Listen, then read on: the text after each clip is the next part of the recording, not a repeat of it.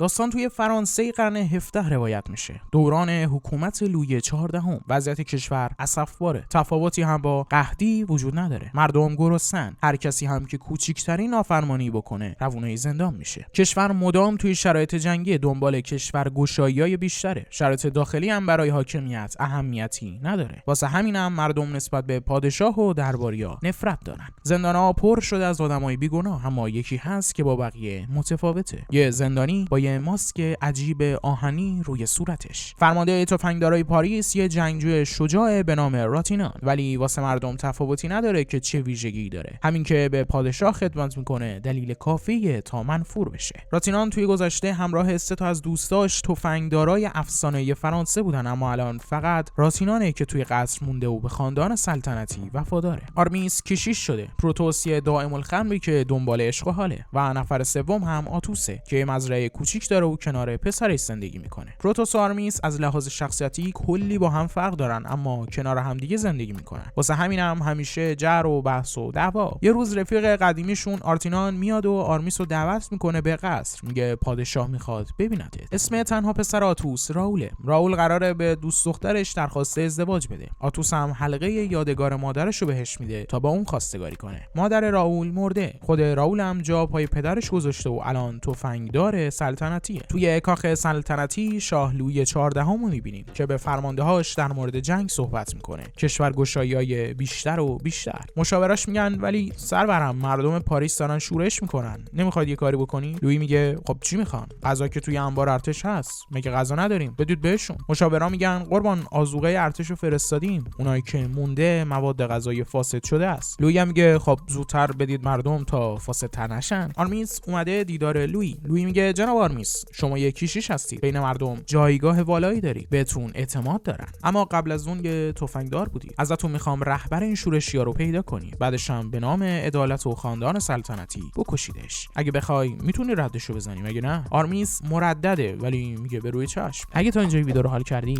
حتما سابسکرایب کن و ویدیو رو هم لایک کن. مرسی. طبق مرسوم همیشه توی کاخ یه جشن همین جوریه، دور همی اشراف و ثروتمندا. بین اونایی که دارن میرن سمت کاخ راول هم هست با دوست دخترش کریستین. لویی کریستین رو میبینه و میره توی نخش. یه کلک سوار میکنه. یه گردنبند ارزشمند و آویز گردنی خوک میکنه. میگه هر کسی که خوکو بگیره گردنبند مال خودشه. راول میره تا برای کریستین گردنبندو گیر بیاره. پادشاه لویی هم کریستینو تنها گیر میاره. لویی تلاش میکنه مخشو بزنه. کار سختی هم نیست براش. هم آدم زبون بازیه، هم مقام و جایگاه پادشاهی رو داره. اما کریستین خودشو وفادار به راول میدونه. همین موقع سر کله اون خوکه پیدا میشه و حواس لویی از مخزنی پرت میشه. یکی از تفنگدارا قصد کشتن پادشاهو داره، اما راتینان ترتیبشو میده و جون لویی رو نجات میده. راول هم از فرصت استفاده میکنه و کریستینو به خودش میبره. راول با خبر شده از چیزی که توی مخ پادشاه میگذره. واسه همین یه درخواست استعفا میده، استعفا از ارتش و همینطور تفنگداری. راتینان میره خونه پدرش تا بفهمه داستان از چه قراره. آتوس از اینکه رفیق قدیمیش اومده خونش برای دیدنش خوشحاله. اونم هنوز خبر نداره چه اتفاقی افتاده تا وقتی که راول از راه میرسه. راول حلقه رو پس میده به پدرش. میگه من نمیتونم این کارو بکنم. اونا منو اعدامم کردم. باید فردا برم سمت هلند. میدونم این کار شاه لوییه. میخواد منو از سرای خودش برداره. آتوس به رفیقش میگه میبینی راتینان، میبینی به چه حیوانی داری خدمت میکنی؟ اگه یه مو از سر پسرم کم بشه شرایط اینطوری نمیمونه. راتینان میگه نگران نباش، من شخصا با پادشاه در موردش حرف میزنم. پخش کردن غذاهای فاسد انبار بین مردم عصبانی ترشون کرده. حمله کردن به گارد سلطنتی و دارن میرن سمت کاخ پادشاهی. سربازا دارن توپا رو آماده میکنن واسه شلیک مستقیم به سمت مردم، اما راتینان میگه چه غلطی میخواید بکنید؟ هیچکس حق شلیک به مردمو نداره. من باهاشون حرف میزنم. مردم ولی حرفی ندارن. سمتش میوه‌های خرابو پرت میکنم. اونم با شمشیر یکی رو نصف میکنه و اون یکی رو میگیره. ملت پشمشون ریخته. راتینان میگه حق با شماست. میوه‌ها فاسده. من با پادشاه در موردش صحبت میکنم. حالا برید سراغ زندگیتون. لویی توی کاخ یه سری راههای مخفی داره. راتینان میره توی اتاق پادشاه تا باهاش حرف بزنه. هم در مورد غذای مردم، هم کریستین و راول. لویی میگه من پادشاه این کشورم. هر کاریو میکنم که دوست داشته باشم. نیاز به مشورت با تو هم نیست راتینان. راولو فرستادن هلند. اونم نه خط مقدم. یه نمه جلوترش. قبل از حمله به سمت توپای دشمن یه نامه مینویسه و به یکی از ژنرالا میده تا بفرسته کاخ سلطنتی، نه خونه کریستین. حمله شروع میشه. اولین شلیک توپ جون راول ازش میگیره. خبر مرگ راولو به پدرش و کریستین میرسونن. آتوس دنبال انتقام پسرش فردا صبح میره سمت کاخ. با تفنگدارا درگیر میشه، اما راتینان سر میرسه و متوقفش میکنه. میگه پسر آروم باشی دوست من، اگه نمیخوای به سرنوشت پسرت دچار بشی میتونیم با همین مشکل حل کنیم، اما نه اینجا، اما نه اینطوری. آتوس قبول میکنه که بره، اما میگه بدون یه روز انتقام پسرم از لویی میگیرم. اما تو راتینان، تو محافظ جون قاتل پسر منی، رفاقتی دیگه بین ما وجود نداره. لویی امون نمیده. همون روز یه مراسم شام ترتیب میبینه و کریستین رو دعوت میکنه به کاخ، اما کریستین عزادار راوله. کریستین نمیتونه به این زودی بی خیال کسی بشه که دوستش داشته، اما شاه لویی میدونه چه باید کرد. آرمیس دوستای قدیمیشو دور هم جمع کرده تا یه موضوع مهم رو باشون در میون بذاره. آرمیس میگه شاه لویی به من دستور داده که رهبر شورشیا رو پیدا کنم و بکشمش، اما یه مسئله هست، اینکه رهبر شورشیا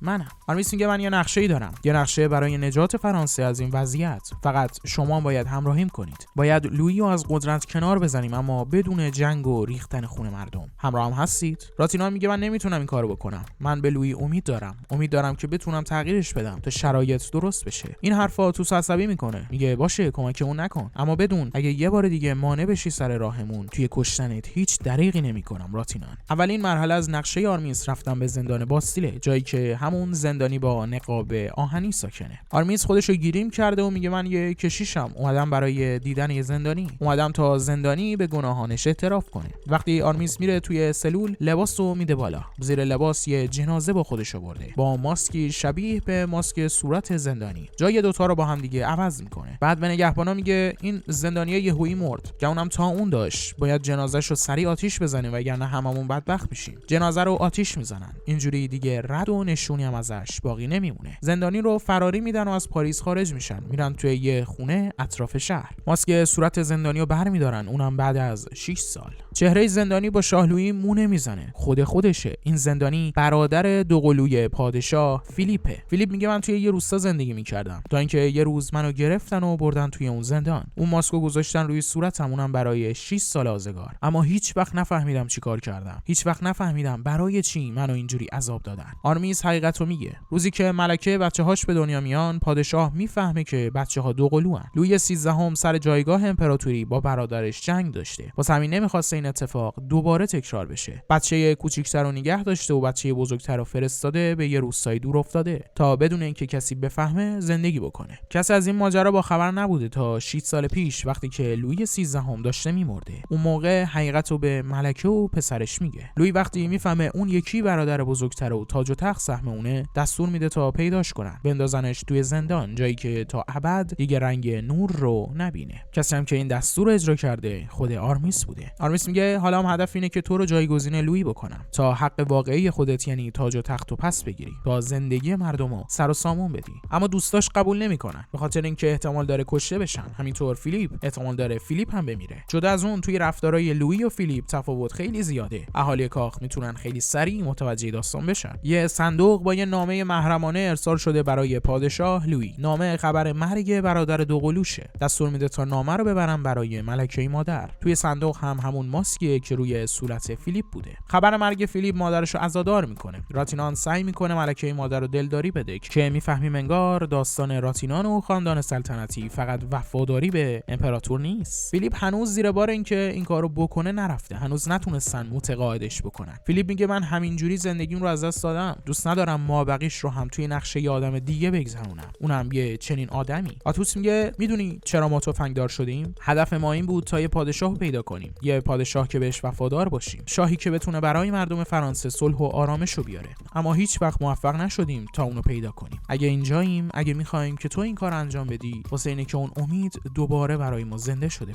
فیلیپ قبول میکنه. حالا 3 هفته فرصت دارن تا بهش آموزش بدن. کریستین به اینکه جزئی از خاندان سلطنتی باشه، به اینکه کنار لویی باشه عادت کرده، اما یه روز یه نامه براش میاد. نامه‌ای از طرف راول، همون نامه‌ای که قبل از مرگش نوشته و فرستاد برای کاخ سلطنتی، چون میدونست هدف لویی چیه، کشتنش و به دست آوردن کریستین میفهمه که مرگ راول برنامه‌ریزی لویی بوده، نه یه اتفاق نرمال. آرامیس با ملکه مادر توی کلیسا دیدار میکنه، بهش خبر زنده بودن پسرشو میده، در مورد نقشه و کاری که میخوام بکنن هم توضیح میده. ملکه مادرم قبول میکنه تا هر جور که بشه بهشون کمک بکنه. روز موعود رسیده. توی کاخ یه جشن بال ماسک است، بهترین فرصت برای جابجایی فیلیپ و لویی. آتوس و آرامیس و پروتوس هم توی مهمونیان. فیلیپ همونجاست با یه ماسک که جلوی شناساییشو میگیره. وقتی لویی میره وسط تا برقصه، که آرامیس و بقیه اون ماسک آهنی رو بهش نشون میدن. لویی فکر میکنه توهمه یا اینکه روح برادر کشته شدهشه که میخواد آزارش بده. واسه همین میره سمت اتاق خودش. گروه هم یه دورانی تفنگدار بودن، برای همین راههای مخفی رو خوب میشناسن. میرن توی اتاق لویی بالا سرش. لویی رو بیهوش میکنن و لباساشو تن فیلیپ میکنن تا به جاش بره تو مهمونی و بشینه روی تخت پادشاهی. همه چیز طبق نقشه داره خوب پیش میره. فیلیپ میره و میشینه روی تخت. کریستین میاد وسط مهمونی رو به پادشاه بهش میگه تو یه قاتلی، تو راول رو کشتی. سربازا میخوان کریستین رو بگیرن و ساکتش کنن که فیلیپ جلوی سربازاشو میگیره. فیلیپ به کریستین میگه نگران نباش، شرایط درست میشه، من بهت قول میدم. این رفتاری نیست که از لویی سر بزنه.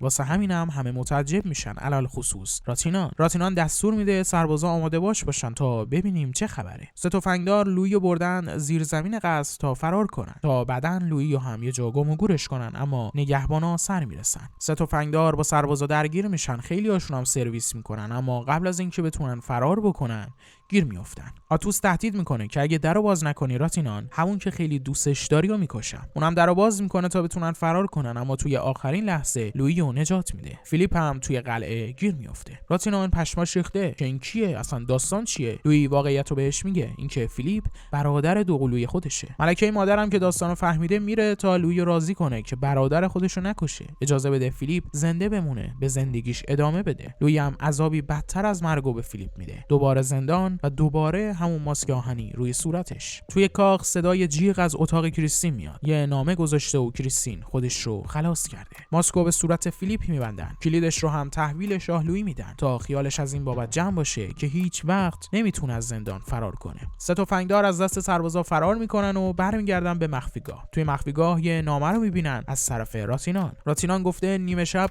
10 دقیقه ورودی زندان رو باز میذاره تا بتونن برن و فیلیپو نجات بدن. آتوس هم قبول نمیکنه، میگه این یه تله است. آرامیس میگه چاره‌ای نداریم، باید انجامش بدیم حتی اگه تله باشه. بعد از کلی سال سه تفنگدار دوباره لباساشون رو به تن میکنن. سه تفنگدار بدون دردسر میرن توی زندان. اونجا راتینان هم بهشون ملحق میشه. فیلیپو با هم نجات میدن، اما خبر این اتفاق به لویی رسیده. کل ارتش رو به خط کرده واسه خلاص شدن از دست فیلیپ و 4 تفنگدار. همه ورودی‌های زندان رو میبندن. 4 تفنگدار گیر افتادن، اما مردونه و شجاعانه وای میستن و میجنگن. درسته تعداد نیروهای فیلیپ بیشتره، اما اونا تفنگدارای افسانه‌ای ان. تفنگدارایی که تک تک این سربازا داستان‌هاشون رو شنیدن. فیلیپ میگه اینجوری نمیشه، چاره‌ای نیست، منو تحویل بدید، با شما کاری ندارن. راتینان میگه من نمیتونم این کارو بکنم. تو و لویی پسرای منو ملکه‌اید. پشما، چرا یهو فیلم ترکی شد؟ راتینان میگه اگه این همه سال من از لویی دفاع کردم به این خاطر بود. من تمام این سالا قبل از این داستان از وجود تو با خبر نبودم پسرم. در ورودیو دارن میشکنن. نیروهای فیلیپ هم آماده باشه شلیک سمت 4 تفنگ دارن، اما اونا بدون ترس میرن برای جنگیدن. همین هم باعث میشه ارتش به احترامشون دست از جنگیدن بکشن. لویی خنجر میکشه تا خودش کار فیلیپو تموم کنه، اما راتینان مانع میشه. راتینان به خاطر زخم اون خنجر میمیره. فیلیپ با تفنگدارایی که الان وفادارانش هستن ماسکو لباس و تن لویی میکنن و تحویل ارتشش میدن تا بره زندان، اما سفارش میکنه اونجا هواشو داشته باشید. سربازه میگه این ستا چی قربان؟ فیلیپ میگه این سه تفنگدار مشاوران و دوستان واقعی من هستن. سکانس آخر فیلیپ و مادرش سر قبل راتینانن که میشه باباش. شاه فیلیپ با آتوس میگه من میدونم از دست دادن پسرت چه بلایی سرت آورده. تو برای من حکم پدر رو داری. امیدوارم منو هم مثل پسر خودت بدونی. چند تا بابا میخوای تو بچه؟ فیلیپ جایگزین لویی 16 میشه، اما کسی خبر از این ماجرا نداره، به این امید که شرایط کشور تغییر کنه. اما فیلیپ هم بعد از به قدرت رسیدن و تجربه زندگی مرفه همون مسیر داداشش رو ادامه میده. ظلم و ستمی که جرقه انقلاب کبیر فرانسه رو میزنه. این بود از خلاصه فیلم مردی با ماسک آهنی تولید سال 1998. این فیلم یه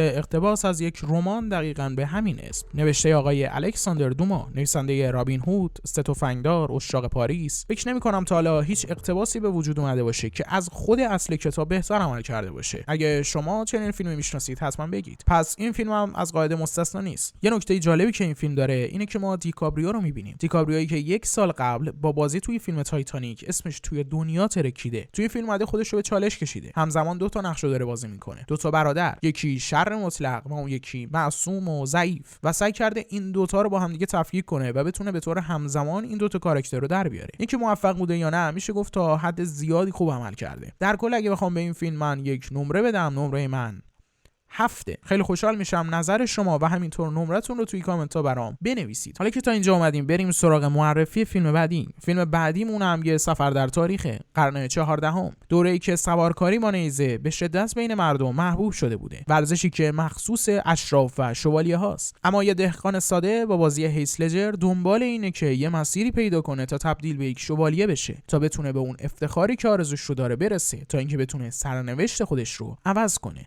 این خلاصه فیلمیه که همین الان داره روی صفحه بهت ساجست میشه و پیشنهاد میکنم حتما ببینیش. اگه این ویدیو رو دوست داشتی حتما لایکش کن و کانال خودت رو هم سابسکرایب کن. از وقتی که گذاشتی این ویدیو رو تماشا کردی ازت صمیمانه متشکرم و در پایان بوس بهت. سم سینما خلاصه فیلم های اعلان دار. سم سینما بهترین کانال خلاصه فیلم دنیا.